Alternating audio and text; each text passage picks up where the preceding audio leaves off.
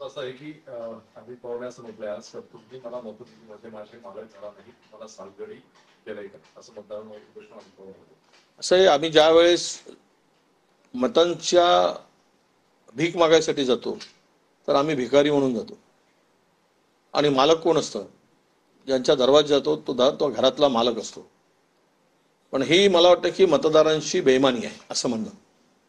बेईमानी यासाठी म्हणतो, मत मागताना आम्ही झुकतो, वागतो आणि निवडून दिल्यानंतर जर आम्ही ताठमाण करून आमचा ताठा दाखवत आम्ही आमचा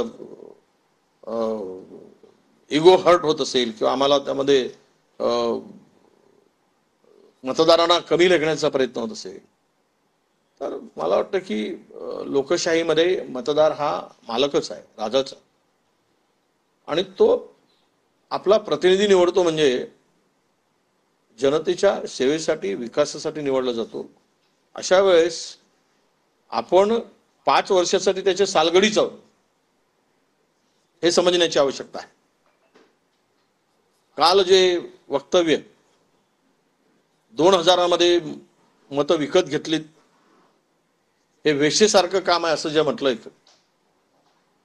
आमदार संजय गायकवाडांनी, जर मतदारांना मला आता संजय गायकवाडांच्या पोटात जे होतं ते ओटात आलं, कारण महाराष्ट्रामध्ये 2000 मत विकत घेऊन सत्तेत आले काय हे जे काही चर्चा होती त्याला पूर्णविराम देण्याचं काम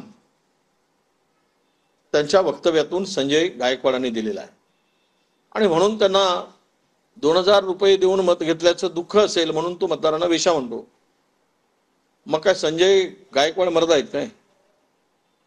पैसे देऊन मत विकत घेण्याचा धंदा केला असेल तर तो मला वाटतं की असे धंदे करणारा मग हिजड्याच आहे, हिजडाच म्हणून त्याला. मतदारांना जर वेश्या म्हणत असेल तर मर्द नसतो. समस्त मतदारांचा ज्या पद्धतीनं अवमान करणं म्हणजेच मला वाटतं की अशांना आमदार पदावर राहण्याचा अधिकार नाही, तो त्यांच्या पक्षश्रेष्ठींनी घेतला पाहिजेत काढून आणि यांच्यावर योग्य कारवाई सुद्धा त्यांनी मान्यच केला. आम्ही 2000 रुपये दिले म्हणून निवडणूक आयोगाने सुद्धा लक्ष घालून लक्ष देऊन योग्य ती कारवाई करावी असंही आमचं आव्हान असणार आहे.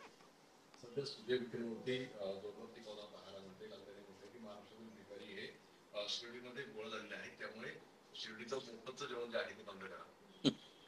मला वाटतं विखे पाटलांच्या मुलाला निवडणूक हारल्यापासून दुर्बुद्धी सुचायला लागली. त्याला सुबुद्धी देव अशी साईबाबा चरणी प्रार्थना करतो आणि अशी सुबुद्धी द्या की असे वक्तव्य पुन्हा त्यांच्या मुखातून येऊ नये